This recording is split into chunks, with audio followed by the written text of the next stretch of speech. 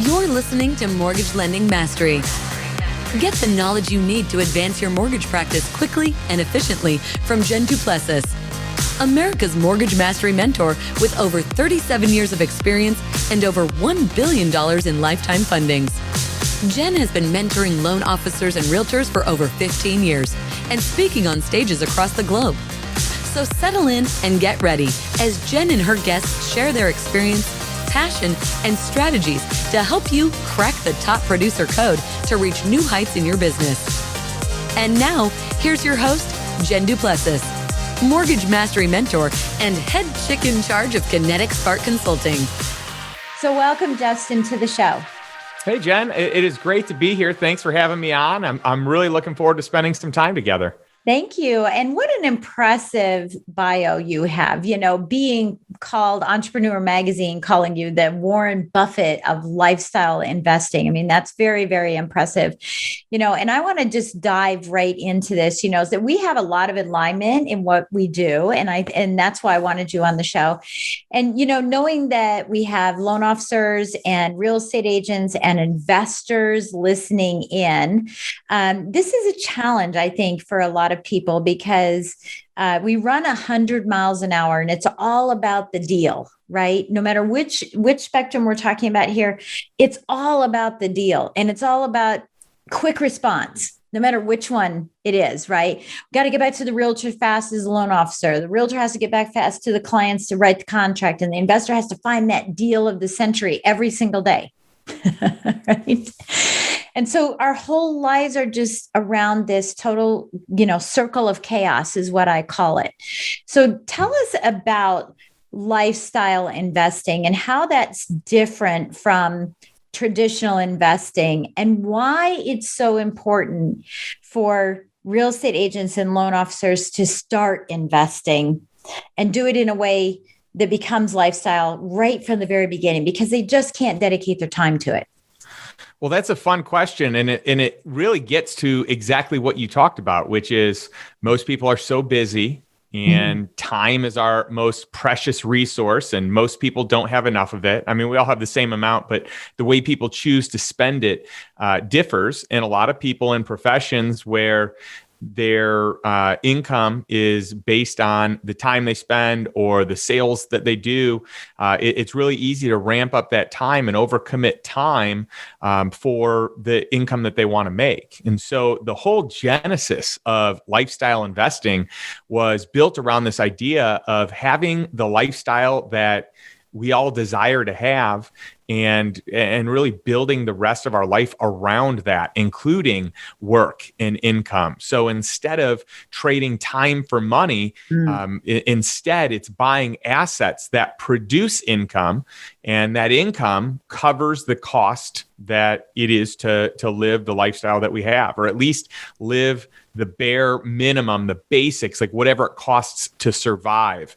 So that's kind of step one. And then you kind of get into, what does it cost to live your life? But my goal years ago was to stop trading time and to stop being a slave to a job, or in many cases, you stop your job to start a business, but you become a slave to a business in time. And at first a lot of people, they start their own business for freedom and for lifestyle, but then their business owns them. And for people that aren't slave there, maybe it's a slave to security or a slave to the income that they make or the lifestyle that they're accustomed to. Most people just live a life where they have some sort of golden handcuffs or some form of handcuffs to the thing that they do, whether out of security, fear, or familiarity. Yeah. Or even success, right? They're so accustomed to it. I think you bring up a couple of interesting points. I know when I transitioned out of being, a top producing loan officer and, having a lot of money, I was thinking, what are my costs? And I looked at my monthly minimums, right? And I think it was like 18,000. We had to have 18,000 a month. That was like our minimum. And, but I did that based on where I was, not where I was going to be. And I realized, like now I've got 4 closets filled with clothing. Right. And I was always buying at least $1,000 worth of clothing every month because, I was speaking and I still am, but I was on stage and I had to have a new dress because now I'm going to that same event and I don't want the same pictures with the same thing. And all the clothes I needed. And now I just wear leggings at home. Right. And I didn't look at that, look at what that bare minimum was, where really we didn't need 18,000. I didn't need dry cleaning anymore. Right. Because I just didn't have dry cleaning as often. So it really changed. I think that, is something really important for people to understand. And I'm only saying that because it was an experience that I had was I didn't really have I had the right number, but I didn't have the right number for the new deal. Right. For the new deal.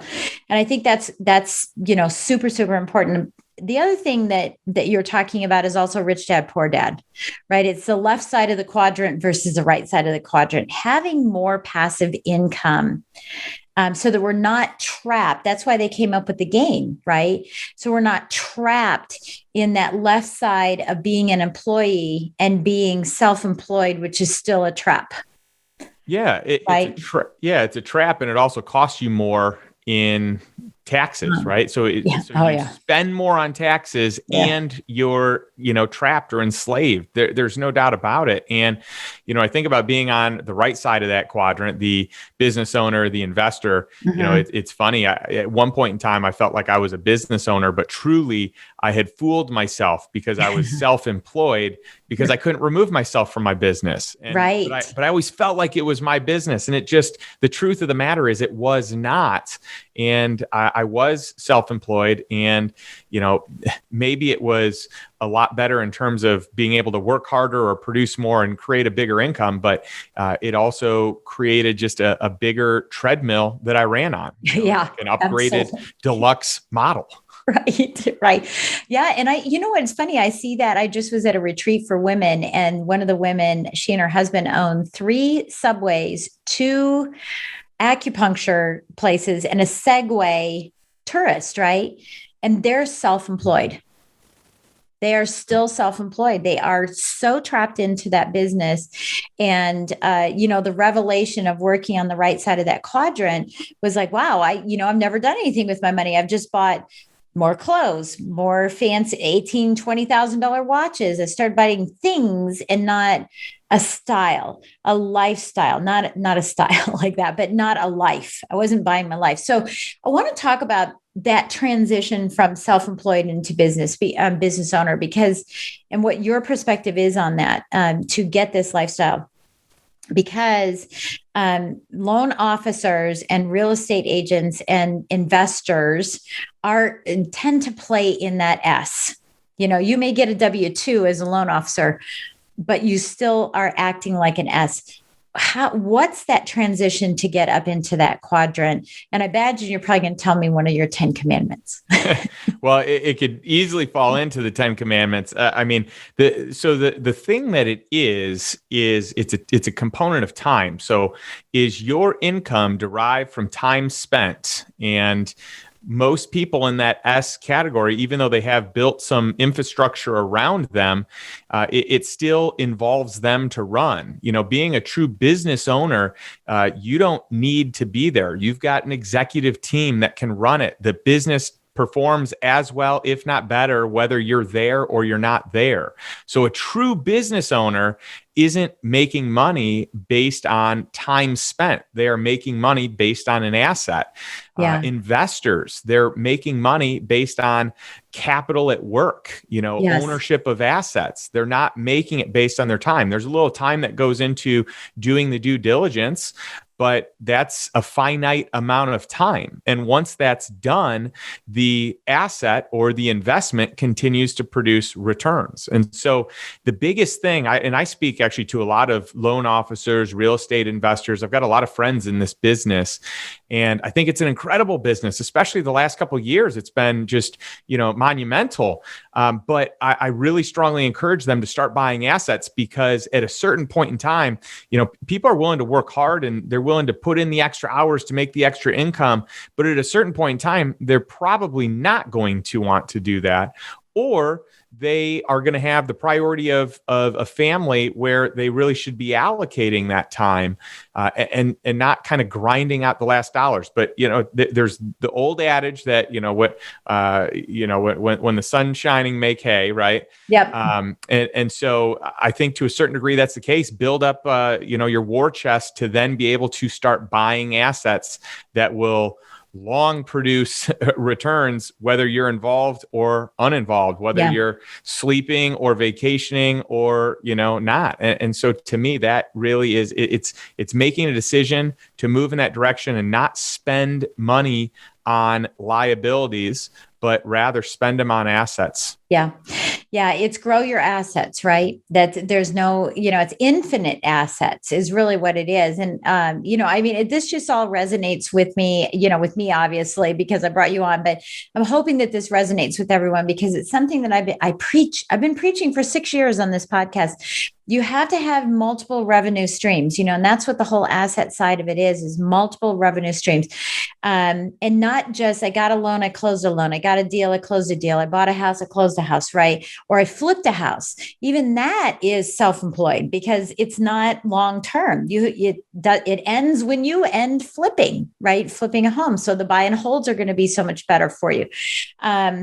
And getting people to understand that when you have this wad of cash that everyone's experiencing right now, to not buy things, right? To really look at that. So what is your suggestion if someone is not in that realm and they haven't been doing that, they've been doing more liabilities, they're buying the cars and the boats and the fancy whatevers. What are some steps that you're suggesting that people do to start creating the perpetual asset in the rev stream? I think the greatest thing that someone can do is they can really commit to enhancing their education around buying assets and creating good investments. And when I think about that, it stems first from your peer group. Who are you spending most of your time with? Because that's who you're going to think like. That's who you're going to respond like. And so it's not bad to have friends that are kind of in the same stratosphere, professionally, personally as you, but I think it's also good to kind of pull in other people that play the game of life and the game of business at a higher level to stimulate your thinking and cause you to ask different questions and to make different decisions.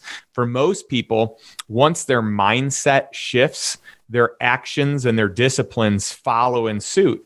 And so I think that peer group is so important. I also think that having a mentor or a coach who has done the thing that you want to accomplish, that is priceless. And so that is another person that's kind of pulling you up to the next level. These are, I share this because this is what I've done in my own personal life is I have engaged coaches and I have been very intentional about finding a peer group that inspires me and plays the game of business and life at a level that was maybe higher or greater or more purposeful and intentional than what I was doing. And that has made all the difference in the world. So to just find ways to source and grow your education, to me, is the key.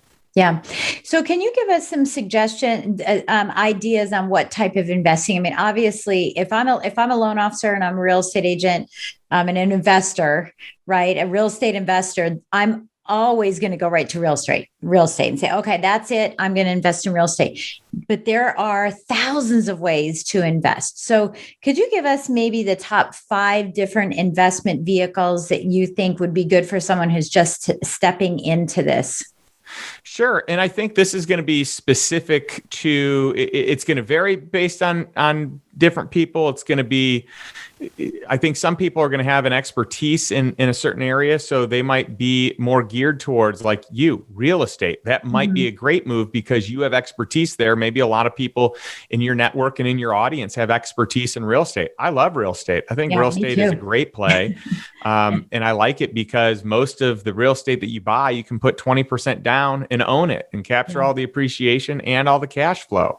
So you use other people's money. So that would be one source. I also like the flip side of it, which is the debt side.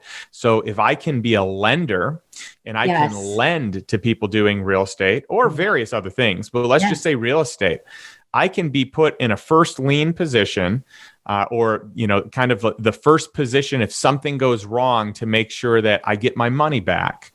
And I can collateralize against the asset that they're looking to invest in, rehab. And so that's an incredible way to do it. Another way is in operating companies. So I have done many investments in operating companies. And by the way, in my book, I outline all this in the Lifestyle Investor. And so, the subtitle is The 10 Commandments of Cash Flow Investing for Passive Income and Financial Freedom. And it's my 10 criteria of why I invest and what I look for. And so in an operating company, if someone has expertise in a certain industry, it gives them a lot more, it lowers the risk, gives them a lot more likelihood of success. But someone that doesn't have expertise there, they may not want to start in that category. Right. That's where you want to hire a mentor, who's been down that road, or a coach who knows how to take you down that road. Yeah. That's right. So, those are a few that I absolutely love. If you're talking like industry specific, I think that the world of e-commerce is really strong right now. I think anything that supports e-commerce, like warehouses, industrial distribution centers on the real estate side, is huge. I think that cannabis is a booming industry and is just poised to boom even more here in the US. Yeah. I think cryptocurrencies for the right ones. I think there's a lot of action there. Yeah, it's polarizing. And more coming, I know, and more coming on board, definitely more coming on board. I had the wonderful luxury of spending last weekend with Sharon Lechter, who actually wrote Rich Dad, Poor Dad. She's the actual person who wrote it. And we were talking about it, and she said what she's going back into is storage facilities. That is the new thing that she's going back in, because people are wanting to downsize, but don't have any place to put their items because they can't find the downsized house. And so, but they're just saying, we got to downsize while we can. And so she's going back into storage facilities. So that lends itself to what you were saying with industrial. I just bought a house last week, and I'm going to be the note holder on it, just do seller financing for the whole thing. And, I think that's where we're at right now in some of those things as well. And of course I have Bitcoin, but I only own 0.00004% of one Bitcoin, right? Very small amount. It's a little more risky for me because I'm older. My son's in it because he's younger. Makes sense for him, and he does options trading. So for him, it's nothing. For me, it's a little scary, So I think that's really cool. So what if someone is listening and they're younger, is there a difference in your 10 commandments, your criteria, versus someone who is over 45 or something like that, to really make an impact on this? Or should they just sort of work until they're 80? Well, my goal for anyone is that they can work for as long as they want to work. Most people feel like they want to retire because they're not working a schedule that's ideal. Or, correct.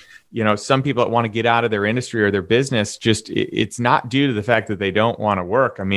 Or that they want to work. It's due to the fact that it's not a schedule that works for them. Right. So my goal is to help people create options to work when they want, for as long as they want, in whatever location that they want.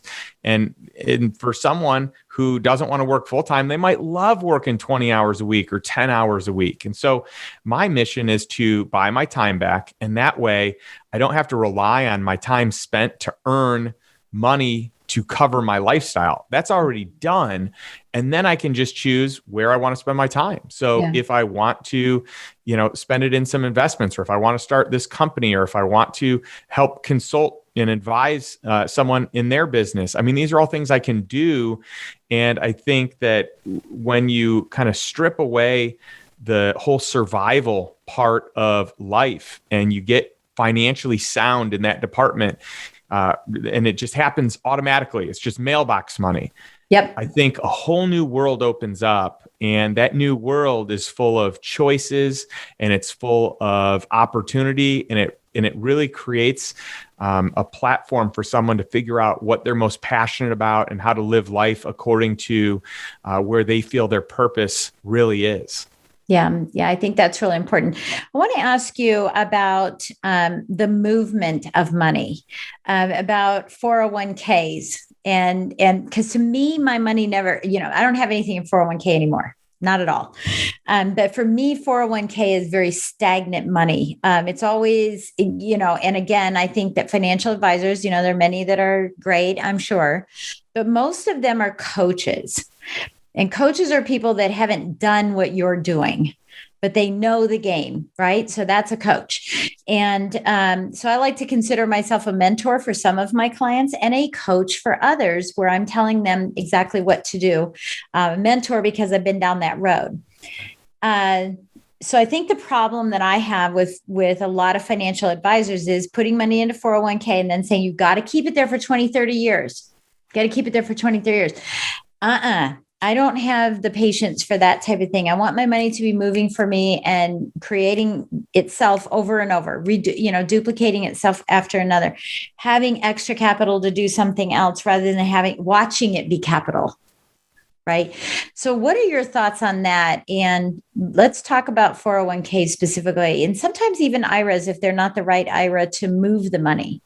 But what are your thoughts about movement of money? Yeah, I think we're in a lot of agreement with 401ks. I think most people don't realize that at some point in time, you're going to owe taxes on those dollars. So most people are like, oh yeah, my money's growing and I'm doing great, but you're going to give away a third to a half of it at some point in time. And so that is an important thing to recognize. To me, it's much better to pay taxes today when we are at historical lows and then have your money grow tax-free. So using some sort of vehicle that supports that makes more sense. And I think people should be careful because your money is tied up. There's no real utility.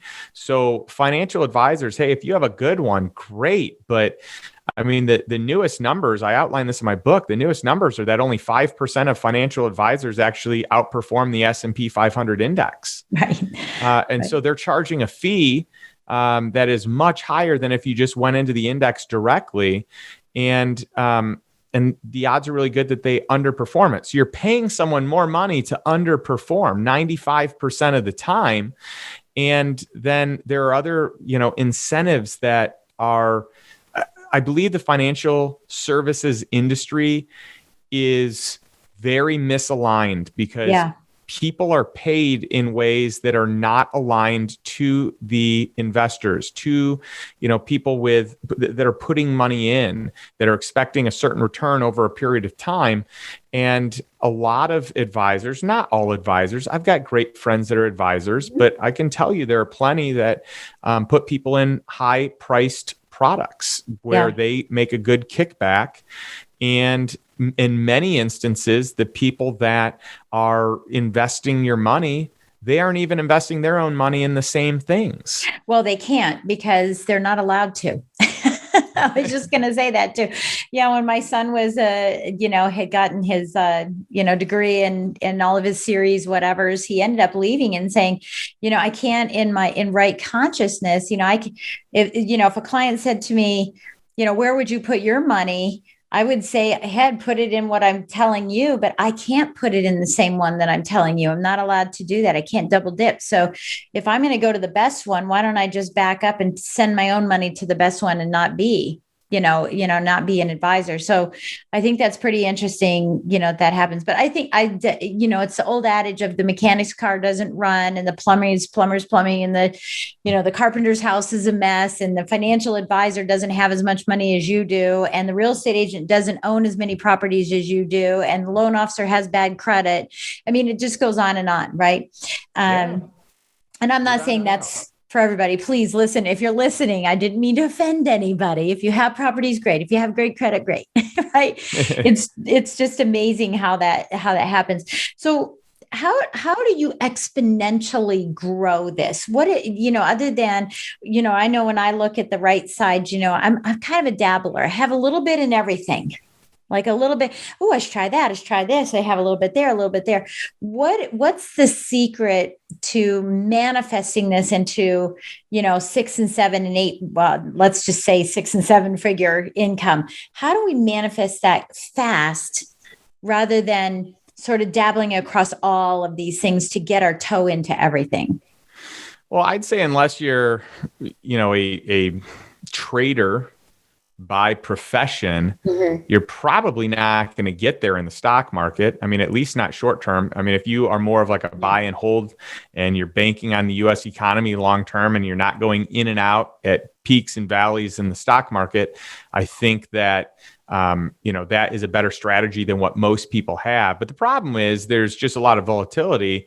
Yeah. And even, your dividend paying stocks don't really pay that much. Right. So for me, I'd rather be on the private side where you can get really good deals and you can get some, big returns that you're just not going to see in the public equities with way less risk. So the risk to reward profile is much more comfortable and safe than what it looks like in the public equities. And additionally, on that side, if you're in, real estate, you can depreciate it. Or if you're investing in a technology company, there's, different deductions that you can get. There's just so many opportunities to earn and then be able to discount the returns that you had and do so legally.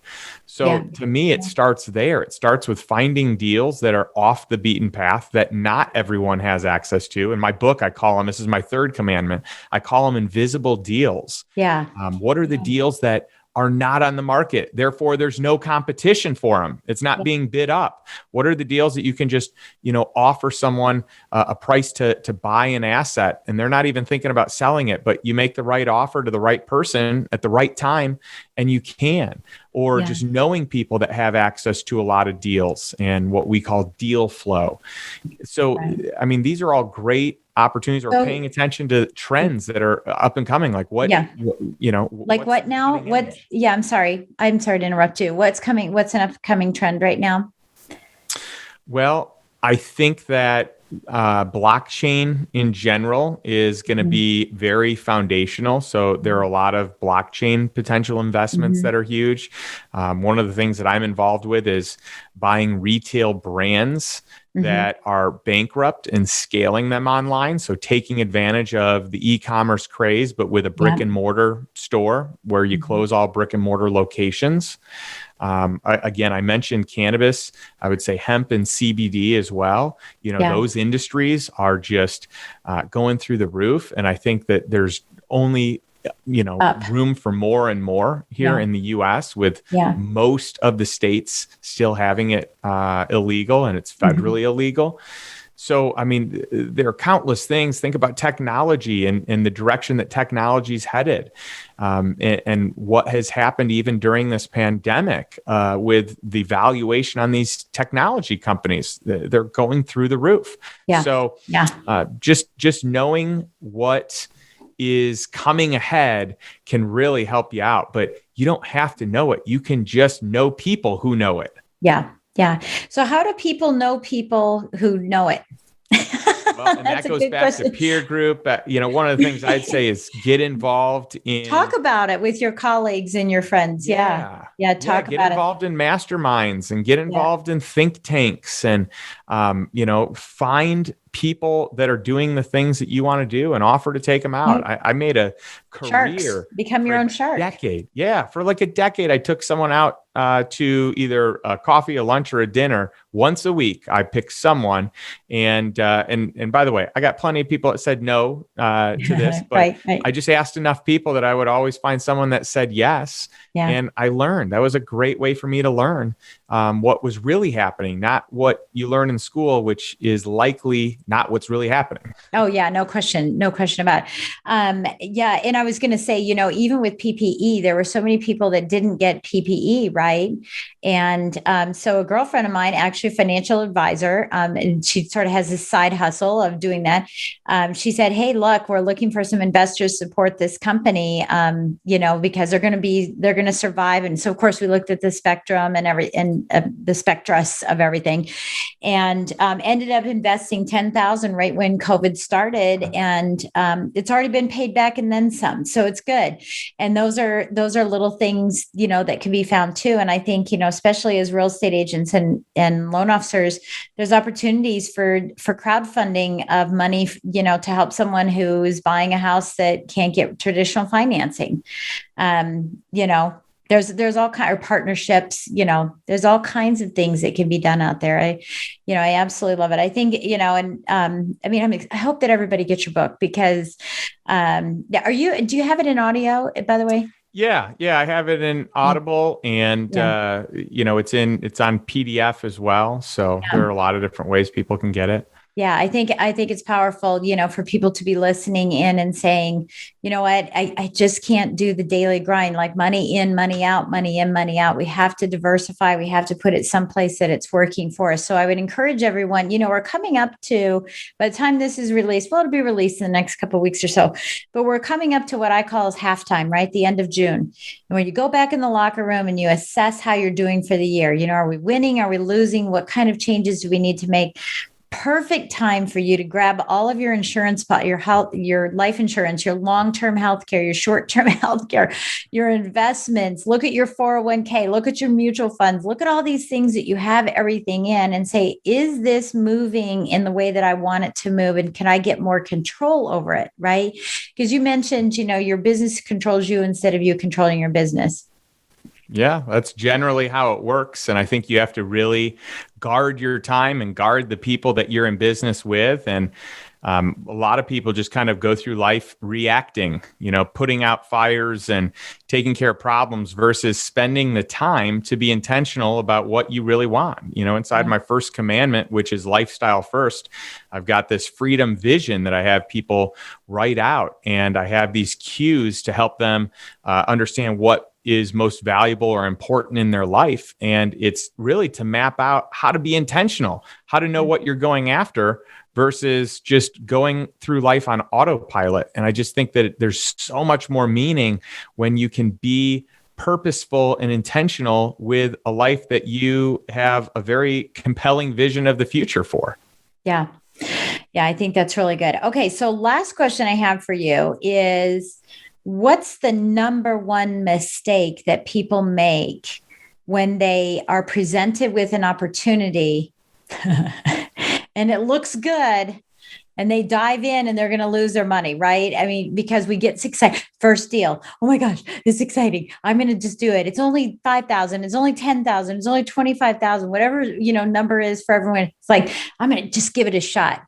What's the biggest mistake they make when they do that? Well, I think the biggest mistake is seeing the returns before they actually happen. So a lot of people see the numbers and they say, oh, this is going to be a 19% IRR. And they see the dollars coming in versus evaluating the deal. Mm-hmm. And my main attorney says, you look at every deal and look at it as it won't work. And then try to prove that it will. And if you can't, you don't do it. But don't do it the opposite way. Don't look at it as, this deal's great, let me try and disprove it, because then you have an emotional bias.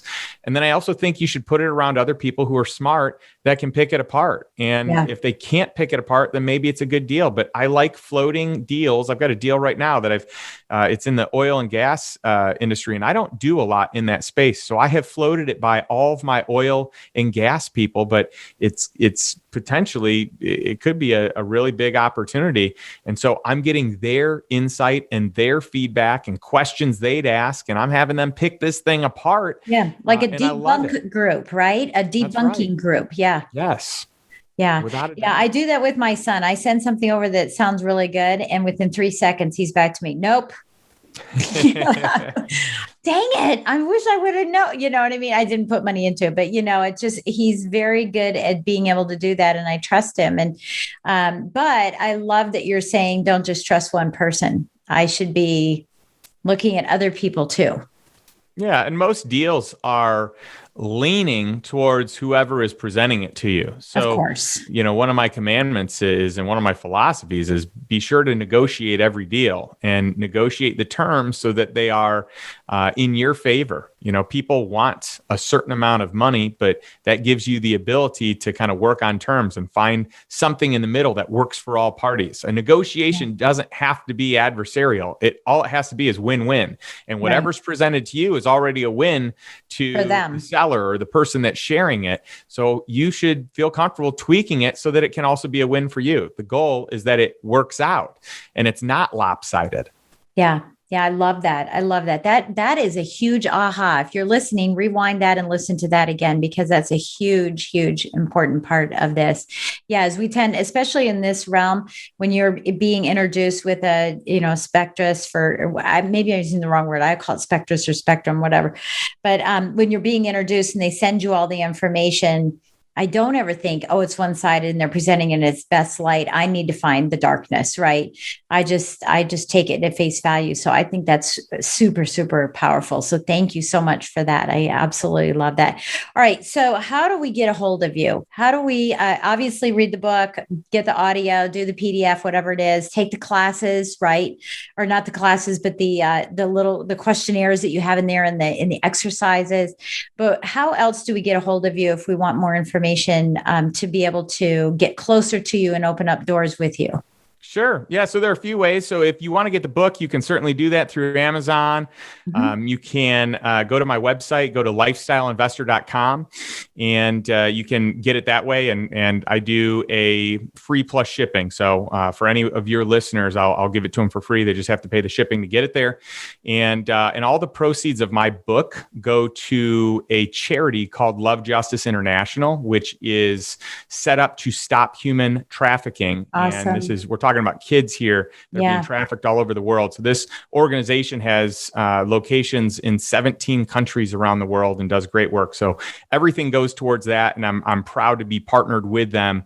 And then the other products that I have, you can find at justindonald.com. So I have an online course. I've got a master class. I've got a mastermind, and I've got private coaching. And I currently am full on private coaching, but there is a wait list that someone could apply to. Yep. And the mastermind has an application. All the details are there, but it really appeals to a certain type of person. It is a right fit type of organization and tribe. So for most people, it probably won't be a fit, but we work with some really fun, really interesting business professionals, investors, entrepreneurs. So it's, and also my 10 commandments are available on my website as well, if you just want a PDF of it, or if you want to join the mailing list. That's awesome. Yeah, that's beautiful. Okay. What would you like to leave us with today? Well, I'd love to say what I say on my podcast, which is take some form of action today. Yes. Figure out the life that it is that you want to live and take one step towards that life. Financial independence, financial freedom, buying one asset to move you in that direction, or doing one lunch with someone that's doing it, or reading one book, or whatever it is. But it's taking a step and moving in the direction of financial freedom and the life that you desire to live. I love that. Absolutely. Stop talking, take action, get results. That's the bottom line, right? Don't talk about it, get it going. So thank you so much for joining us today, Justin. I really appreciate it. I know I got ahas from this. I am so excited. I'm so glad that I'm dabbling in it, but I want to figure out a way to not dabble. I want to go deep end in one area, rather than dabbling. And I think that that's going to make a big difference. So that was my takeaway and my aha. So thank you so much for sharing that with us. And it's been a pleasure getting to know you. Well, thank you. It's been so much fun on my end as well. And for those that really do want to go jump in with both feet, in my book, I list my 10 commandments. I list an example of an investment I did, at least one, in each of the 10 commandments. And I give enough information that people can literally just copy it and mimic exactly what I've done. So for anyone that really wants to go all in, the framework is there. And all you have to do is make the decision to do it. And most of these, if you circle around people that are in the investment space, they can help you find these types of deals. Love it. Love it. Thank you again so much for joining us today, Justin. I sure appreciate it. And I just want to remind everybody, please give us a great review and give us a great rating on Apple Podcasts or whatever you're watching watching and listening. We're syndicated in 18 different places. So I'm sure you'll have a place that you can write a review. We'd appreciate that. And as always, thank you so much for taking time from your day to listen into this podcast. And one last thing I want to let you know about is we're doing another mastermind panel in this podcast in May, June, or July. So please let me know. Send me an email at jen@jenduplessis.com. Let me know that you'd like to be on the panel, and you'll be featured here on the podcast as part of our mastermind, a true mastermind. And we'll catch you next time on Mortgage Lending Mastery. Hi there, it's Jen Du Plessis. How are you? Okay, so I know I've mentioned this several times on the podcast, but I want to make sure that we got it again. We are offering the opportunity to do live coaching with me in a panel setting as part of the podcast. So if you are interested, or you have a challenge, you have a struggle that you want to grow your team, but you're just not sure how to do it, or you just have some basic questions about your business, I would love to have the opportunity to coach you as part of one of our episodes of Mortgage Lending Mastery. I'm really excited for this opportunity. Now, we already have some people that have signed up, so there's a waiting list, but get yourself on the list. Get yourself on the list to have that opportunity to be a market influencer. And listen, I've mentioned this several times before. When you're vulnerable, it's attractive. When you are willing to go out and say, hey, I have a struggle and I need some help. And the bottom line is, if you want the help, then get it. It's an offer I'm making to everybody. So, but that vulnerability isn't that you don't want your real estate agents to hear about it, or you don't want your loan officers, that, I've got this myself, and being strong. It's actually a defense mechanism, and it's not attractive. What makes people attractive is when they're very vulnerable, saying, I have a problem. I need help. Can you all help me? And the best part about it is, when it's all said and done, you're going to get the help that you need to move your business forward. So I'm going to encourage you again to send an email to support@kineticsparkconsulting.com. And we'll have that link down here in the show notes as well. Send an email to support@kineticsparkconsulting.com, and we'll get you on that waiting list and get you into a panel of no more than 3 people.